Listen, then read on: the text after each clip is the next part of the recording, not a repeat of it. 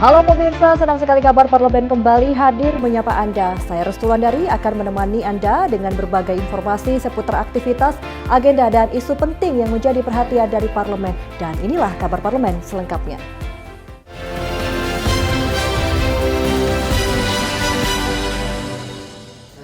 Kabar parlemen kita awali dari rapat paripurna ke-12 masa persidangan 3 tahun 2025-2026. Dewan Perwakilan Rakyat DPR RI resmi mengesahkan Thomas Djiwandono sebagai Deputi Gubernur Bank Indonesia. Thomas usai disahkan menegaskan komitmennya menjaga independensi Bank Indonesia sebagai bank sentral. Di sisi lain, DPR meminta publik memberikan kepercayaan kepada Thomas dalam menjalankan fungsi moneter. Dewan Perwakilan Rakyat secara resmi mengesahkan Thomas Djiwandono sebagai Deputi Gubernur Bank Indonesia terpilih. Pengesahan dilakukan dalam rapat paripurna ke-12 DPR RI yang digelar di Gedung Parlemen Jakarta Selasa 27 Januari 2026. Rapat paripurna dihadiri oleh 339 anggota Dewan dari total 580 anggota DPR. Dalam rapat paripurna, DPR menyetujui hasil uji kelayakan dan kepatutan calon Deputi Gubernur Bank Indonesia Thomas Djiwandono yang sebelumnya telah dilaksanakan oleh Komisi 11 DPR. Usai mengikuti rapat paripurna, Thomas Djiwandono menyampaikan apresiasi dan terima kasih kepada pimpinan DPR serta seluruh anggota Komisi 11 atas proses yang telah dilaluinya sesuai dengan ketentuan perundang-undangan. Thomas menegaskan komitmennya untuk menjaga independensi Bank Indonesia sebagai bank sentral serta mendorong sinergi antara kebijakan moneter dan fiskal demi menjaga stabilitas ekonomi nasional. Mengakhiri pernyataannya, Thomas juga menyampaikan apresiasi kepada media yang telah mengikuti dan meliput proses pencalonannya secara objektif dan terukur. Saya melewati fit and proper itu melalui dan mengikuti segala peraturan dan perundangan yang sudah ada. Di sini saya ingin sampaikan sekali lagi komitmen saya untuk menjaga independensi Bank Sentral dan juga seperti saya katakan kemarin di proses fit and proper menyelaraskan kebijakan fiskal dan moneter. Sementara itu, Wakil Ketua DPR RI Cucun Ahmad Syamsurijal meminta masyarakat memberikan kesempatan kepada Thomas Djiwandono untuk menjalankan fungsi moneternya sebagai Deputi Gubernur Bank Indonesia. Cucun berharap kehadiran Deputi Gubernur Bank Indonesia yang baru mampu menjadi perekat, mediator sekaligus katalisator antara kebijakan fiskal dan moneter. Kita berikan kepercayaan bahwa pemerintah ingin melihat bagaimana antara fiskal dan moneter ini betul-betul solid. Jadi sosok tadi Deputi Gubernur BI yang baru sudah dikukuhkan ini akan menjadi perekat nanti, akan menjadi mediator, katalisator solidnya antara fiskal dan moneter. Seiring dengan terpilihnya Thomas sebagai Deputi Gubernur Bank Indonesia, posisi Wakil Menteri Keuangan yang ditinggalkan Thomas juga menjadi perhatian. Menanggapi hal itu, Wakil Ketua DPR RI Saan Mustopa pada kesempatan yang sama menegaskan, keputusan terkait pergantian Wamenkyu sepenuhnya merupakan hak prerogatif Presiden. Saan menyebut DPR akan menunggu keputusan dan pengumuman resmi dari Presiden Prabowo Subianto terkait pengisian posisi tersebut. Soal pergantian nanti Wamen ya, karena Pak Thomas menjadi Deputi Gubernur BI, kita nunggu karena itu hak prerogatifnya Presiden dan kita serahkan sepenuhnya kepada Presiden kapan mau dilakukan pergantiannya. Itu juga hak prerogatif Presiden kan, jadi kita tunggu saja kapan Presiden mengumumkan untuk pergantian Wamenkyu. Setelah mendapat persetujuan rapat paripurna, Thomas dijadwalkan dilantik sesuai ketentuan perundang-undangan. Sebelumnya, Thomas menjabat sebagai Wakil Menteri Keuangan dan telah menyatakan mengundurkan diri dari jabatan serta keanggotaan partai politik. Komisi 11 DPR menilai Thomas memiliki pemahaman yang relevan dalam penguatan sinergi kebijakan moneter dan fiskal guna mendukung stabilitas serta pertumbuhan ekonomi nasional. Restu Wulandari, Mahendra Dewanata, Ade Chandra, Berita Nasional TV. Pemirsa, ada yang menarik perhatian dari agenda sidang rapat paripurna ke-12. DPR RI resmi menyetujui penunjukan Adis Kadir sebagai Hakim Konstitusi usulan DPR RI dalam rapat paripurna DPR ke-12 masa persidangan 3 tahun sidang 2025-2026. Pimpinan DPR menegaskan pemilihan Adis Kadir telah melalui mekanisme dan ketentuan yang berlaku. DPR juga menilai pengalaman akademik dan rekam jejak di bidang hukum menjadikan Adis Kadir sosok paling memadai untuk mengemban tugas sebagai Hakim Konstitusi. Dewan Perwakilan Rakyat Republik Indonesia secara resmi menyetujui penunjukan Adis Kadir sebagai Hakim Konstitusi Mahkamah Konstitusi yang berasal dari unsur DPR RI. Persetujuan tersebut diberikan dalam rapat paripurna DPR ke-12 masa persidangan 3 tahun sidang 2025-2026 yang dipimpin Wakil Ketua DPR Saan Mustopha Selasa 27 Januari 2026. Dalam forum paripurna, Saan Mustopha membacakan laporan Komisi 3 DPR sekaligus meminta persetujuan anggota Dewan atas perubahan usulan calon hakim MK dari DPR. Dengan keputusan tersebut, DPR sekaligus mencabut keputusan sebelumnya yang sempat menyetujui nama lain sebagai calon hakim MK. Wakil Ketua DPR Saan Mustopha dalam konferensi pers usai rapat paripurna memberikan penjelasan terkait keputusan DPR mengganti Innocentius Samsul sebagai Hakim Konstitusi usulan DPR RI dan menetapkan Adis Kadir sebagai penggantinya. Keputusan tersebut sebelumnya menimbulkan pertanyaan publik mengingat Innocentius Samsul sempat ditetapkan dalam rapat paripurna DPR. Menurut Saan, proses pencalonan Adis Kadir sebagai Hakim Konstitusi telah berjalan sesuai dengan mekanisme dan ketentuan yang berlaku di DPR, khususnya melalui Komisi 3 DPR RI. Terkait dengan pencalonan Pak Adis ya menjadi Hakim Konstitusi, itu memang sudah berproses di Komisi 3. Sudah berproses di Komisi 3 dan mekanisme terkait dengan pencalonan di Komisi 3 juga sudah berjalan, dilakukan fit and proper test dan juga memang sudah ditetapkan. Jadi memang sudah menjalani semua mekanisme yang sesuai dengan ketentuan yang berlaku.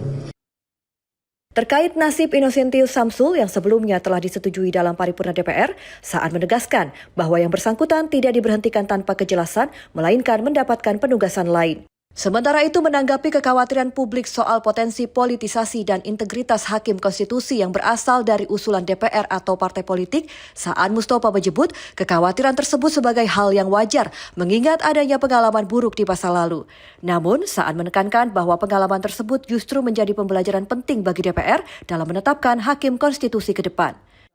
Menurut saya wajar, karena memang ada dua pengalaman ya sebelumnya. Tapi pengalaman dari dua kali kejadian kasus di MK, saya yakin ini akan menjadi proses pembelajaran. Dan kita akan ambil hikmahnya dari dua kejadian itu, sehingga yang kita tetapkan hari ini, insya Allah akan menjaga kredibilitasnya, menjaga integritasnya, dan akan mengedepankan profesionalismenya sebagai Hakim Konstitusi. Menurut Saan, kombinasi antara pengalaman akademik dan rekam jejak di bidang hukum menjadikan Adis Kadir sosok yang dinilai paling memadai untuk mengemban tugas sebagai Hakim Konstitusi. Pak Adis profesor hukum, doktor hukum, dan memang menjalani di bidang akademiknya itu memang di hukum dan di DPR juga di Komisi 3. Jadi pimpinan dari mulai masuk sudah menjadi anggota Komisi 3 dan pimpinan Komisi 3. Dari sisi pengalaman, track record akademik, saya yakin Pak Adis sangat memadai untuk menjadi Hakim Konstitusi. Dengan pengalaman di legislatif dan rekam jejak akademik di bidang hukum, pimpinan DPR yakin Adis Kadir akan menjalankan amanah dengan baik dan tidak menyimpang dari tugas pokok serta fungsi sebagai Hakim Konstitusi. Restu Wulandari, Ade Chandra, Mahendra Dewananta, Berita Nasional TV. Masih dari rapat paripurna, pemirsa Dewan Perwakilan Rakyat DPR RI menyetujui susunan pimpinan dan anggota Ombudsman untuk masa jabatan 2026-2031. Ketua Komisi 2 DPR Rifki Nizami Karsayuda menyampaikan seluruh calon pimpinan dan anggota Ombudsman terpilih telah mengikuti uji kelayakan dan kepatutan yang dilakukan secara menyeluruh untuk memastikan integritas, kompetensi, serta komitmen para calon dalam menjalankan fungsi pengawasan layanan publik. Dewan Perwakilan Rakyat DPR RI resmi menyetujui 9 nama untuk menjadi anggota Ombudsman Republik Indonesia periode 2026-2031. Hal ini diputuskan dalam rapat paripurna DPR RI ke-12 masa persidangan 3 tahun sidang 2025-2026 di Kompleks Parlemen Jakarta Selasa 27 Januari 2026.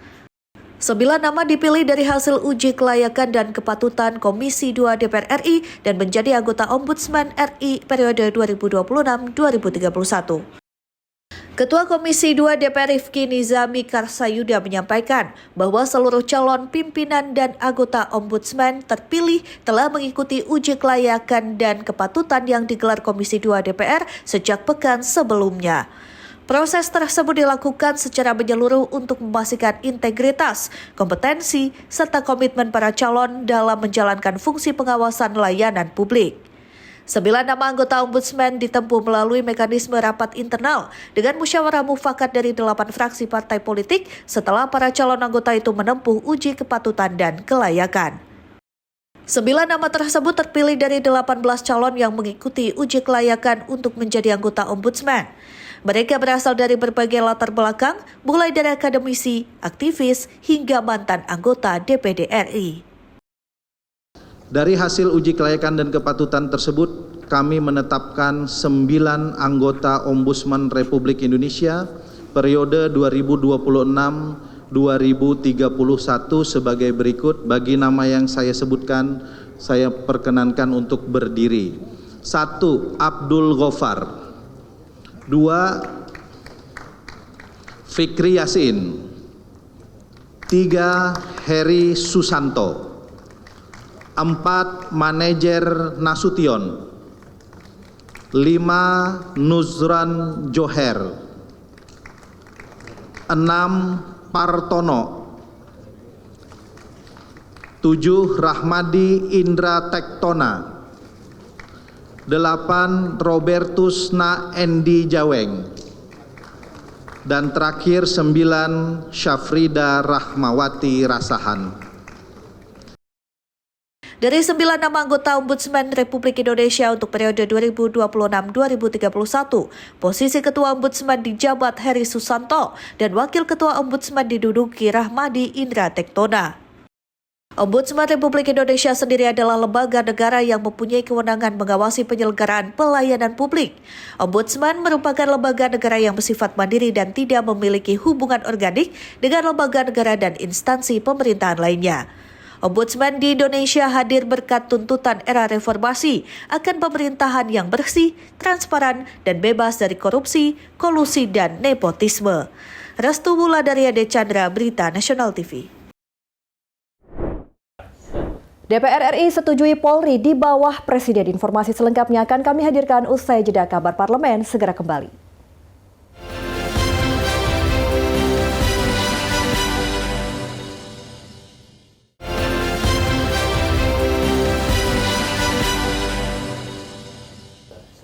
Kabar selanjutnya pemirsa, DPR RI akhirnya menyetujui Polri tetap berada langsung di bawah Presiden dan tidak berbentuk kementerian. Kesepakatan tersebut menjadi bagian dari 8 poin percepatan reformasi Polri yang ditetapkan dalam rapat paripurna DPR RI ke-12 masa persidangan 3 tahun sidang 2025-2026. Dewan Perwakilan Rakyat atau DPR RI resmi menyetujui 8 poin percepatan reformasi Kepolisian Negara Republik Indonesia atau Polri dalam rapat paripurna ke-12 yang digelar di Kompleks Parlemen Senayan, Jakarta pada Selasa 27 Januari 2026. Salah satu poin paling krusial dalam kesepakatan tersebut adalah ketetapan bahwa posisi Polri tetap berada langsung di bawah komando Presiden dan tidak akan berbentuk kementerian. Persetujuan ini diambil setelah Wakil Ketua DPR Saan Mustafa menanyakan kesediaan anggota sidang terhadap laporan Komisi 3 DPR mengenai hasil pembahasan reformasi Polri. Seluruh anggota Dewan menyatakan setuju diiringi ketukan palu tanpa pengesahan kebijakan. Ketua Komisi 3 DPR Habibur Rahman menjelaskan bahwa perumusan 8 poin ini merupakan respon atas menguatnya tuntutan publik terhadap pembenahan institusi kepolisian.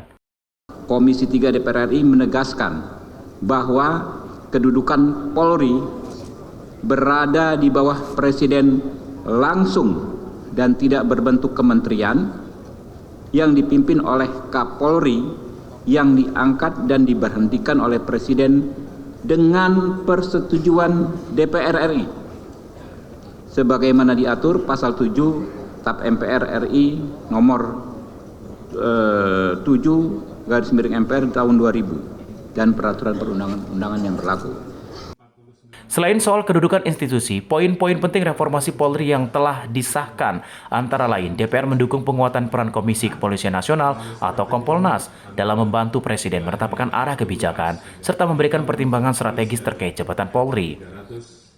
DPR juga melegalkan penugasan anggota Polri aktif di luar struktur organisasi kepolisian yang akan diatur dalam revisi Undang-Undang Polri. Dari sisi pengawasan, DPR memperkuat fungsi kontrol terhadap Polri baik secara eksternal maupun internal melalui penguatan Propam, Inspektorat, serta Biro Pengawasan dan Penyidikan. Reformasi ini juga turut menyentuh aspek anggaran, budaya organisasi, dan pendidikan kepolisian dengan penekanan pada nilai HAM dan demokrasi. Poin lainnya menyoroti pemanfaatan teknologi modern dalam menunjang transparansi kinerja seperti penggunaan kamera tubuh atau body kamera, kamera kendaraan dinas hingga pemanfaatan kecerdasan artifisial atau AI dalam proses pemeriksaan. Poin terakhir menegaskan bahwa seluruh proses revisi Undang-Undang Polri akan dilakukan secara bersama-sama oleh DPR dan pemerintah sesuai ketentuan perundang-undangan yang berlaku. Restu Wulandari, Ade Chandra, Berita Nasional TV. Kita membentuk Polisi RI 361. Ya, pemirsa, DPR RI dalam rapat paripurna ke-12 menyampaikan duka cita mendalam atas sejumlah bencana di Indonesia, mulai dari banjir, musibah tanah longsor di Kabupaten Bandung Barat, hingga kecelakaan pesawat ATR 42500. DPR pun meminta agar penanganan bencana dilakukan secara cepat dan terukur guna meminimalkan risiko bencana serupa terulang kembali. DPR RI menggelar rapat paripurna ke-12 masa sidang 3 tahun sidang 2025-2026 di Gedung DPR RI Senayan, Jakarta Pusat pada Selasa 27 Januari 2026. Rapat paripurna yang dipimpin Wakil Ketua DPR RI San Mustafa didampingi Wakil Ketua DPR RI Cucun Ahmad Syamsurijal. Pada permulaan rapat, San menyebut sejumlah 220 anggota hadir, sementara 119 anggota absen. San juga sempat mengucapkan duka terhadap para korban sejumlah bencana yang terjadi di Indonesia. Pada kesempatan ini, atas nama pimpinan dan seluruh anggota DPR RI menyampaikan duka cita yang mendalam atas bencana banjir di wilayah Jakarta, Tangerang, Bekasi, musibah tanah longsor di Kabupaten Bandung Barat, dan lainnya, serta kecelakaan pesawat ATR 42500. Selanjutnya, San meminta agar penanganan bencana dilakukan secara cepat dan terukur. Semoga para korban yang meninggal dunia mendapatkan tempat terbaik di sisi Allah Subhanahu wa Ta'ala, dan keluarga yang ditinggalkan diberikan kekuatan serta ketabahan. DPR RI mendorong pemerintah dan seluruh pihak terkait untuk mengambil langkah cepat dan terkoordinasi dalam penanganan darurat, pemulihan pasca bencana, serta peningkatkan upaya mitigasi guna meminimalkan resiko kejadian serupa di masa mendatang.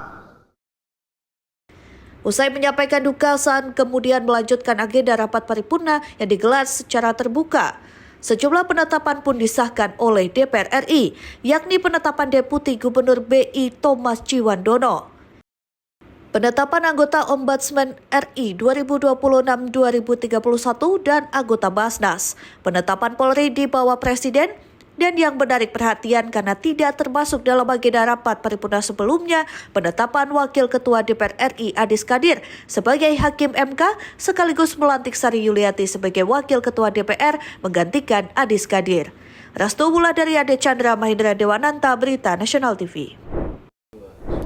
DPR RI tanggapi Indonesia gabung Board of Peace. Informasi selengkapnya usai jeda, tetaplah di Kabar Parlemen.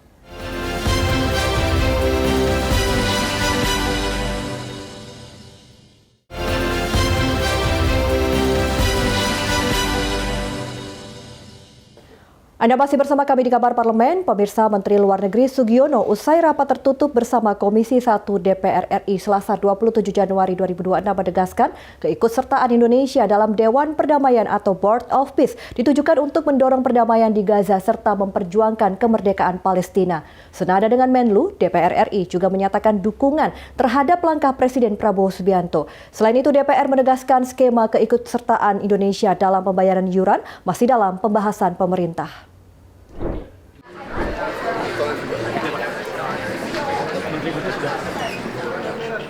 Menteri Luar Negeri Sugiono buka suara terkait keanggotaan Indonesia dalam Board of Peace atau Dewan Perdamaian yang digagas Amerika Serikat tanpa menyertakan Palestina. Pernyataan ini disampaikan Sugiono usai rapat tertutup bersama Komisi 1 DPR RI pada Selasa 27 Januari 2026. Sugiono didampingi Wakil Ketua Komisi 1 DPR RI, Dev Laksono menegaskan, keputusan Indonesia bergabung dalam Board of Peace merupakan upaya aktif untuk menciptakan perdamaian, serta memperjuangkan kemerdekaan dan kedaulatan Palestina. Presiden memutuskan untuk ikut berpartisipasi. Jadi gini, ini bukan membership fee, tapi kalau kita lihat kronologinya bahwa pembentukan Board of Peace ini merupakan suatu upaya untuk bisa menyelesaikan situasi di Gaza pada khususnya dan Palestina, termasuk upaya rekonstruksi. Posisi Indonesia dan negara-negara lain adalah untuk memastikan bahwa Board of Peace ini tetap berjalan pada tujuan utamanya, karena Board of Peace ini sendiri lahir dari upaya untuk menciptakan perdamaian di Gaza dan Palestina. Menlu Sugiono juga menegaskan Indonesia tetap konsisten mendorong two-state solution sebagai jalan penyelesaian konflik Gaza dan Palestina. Sugiono memastikan tidak ada kewajiban pembayaran iuran bagi Indonesia untuk bergabung dalam Board of Peace dengan masa keanggotaan selama 3 tahun. Tidak ada. Itu semua negara yang diundang itu entitled untuk menjadi member selama 3 tahun. Itu bunyi charternya. Jadi kalau misalnya ikut berpartisipasi yang 1 miliar, itu artinya dia permanen. Tentu saja arah kompas kita tetap two-state solution, tapi tentu saja untuk mencapai seperti ini, konflik ini terjadinya sudah lama, puluhan tahun. Oleh karena itu pasti ada langkah-langkah yang sifatnya taktis yang harus kita lakukan, tapi tetap intinya adalah Indonesia menginginkan kemerdekaan dan kedaulatan Palestina. Dalam kesempatan yang sama, Wakil Ketua Komisi 1 DPR RI Dev Laksono menyatakan, Komisi 1 DPR ini mendukung keputusan Presiden Prabowo Subianto untuk bergabung dalam Board of Peace. Mengenai keikutsertaan Indonesia dalam pembayaran iuran perdamaian yang digagas Presiden Amerika Serikat Donald Trump, masih dalam pembahasan lebih lanjut dan berkaitan dengan kesepakatan lain antara Indonesia dan Amerika Serikat. Baik, tadi sudah dijelaskan oleh Pak Menlu tentang skema pembayaran itu bagaimana, akan tapi ini masih ongoing progress dan juga ada kesepakatan-kesepakatan antara Indonesia dengan Amerika Serikat yang masih juga di dalam proses diskusi, sehingga hal ini masih saling berkaitan dan kita serahkan kepada pemerintah untuk merampungkan semua hal tersebut. Meski demikian, Dev meyakini keputusan Presiden Prabowo membawa Indonesia bergabung dalam Dewan Perdamaian merupakan langkah strategis untuk memberikan kontribusi nyata dalam upaya perdamaian dunia. Yakin bahwa ini adalah sebuah gebrakan baru yang diinisiasi oleh Presiden Trump dan dilihat oleh Presiden Prabowo sebagai suatu kesempatan untuk kita bisa memberikan sumbangsi nyata untuk benar-benar melaksanakan perdamaian di dunia. Keikutsertaan Indonesia dalam Board of Peace menjadi sorotan di tengah dinamika konflik Gaza yang belum mereda. Pemerintah menegaskan partisipasi ini akan dimanfaatkan untuk mendorong perdamaian yang adil tanpa menggeser komitmen Indonesia terhadap kemerdekaan dan kedaulatan Palestina. Restu Wulandari, Ade Chandra, Berita Nasional TV. Ya pemirsa, informasi tadi sekaligus mengakhiri perjumpaan kita di Kabar Parlemen kali ini. Saya Restu Wulandari beserta kru yang bertugas pamit undur diri. Saksikan terus Kabar Parlemen hanya di Berita Nasional TV. Terima kasih dan sampai jumpa minggu depan.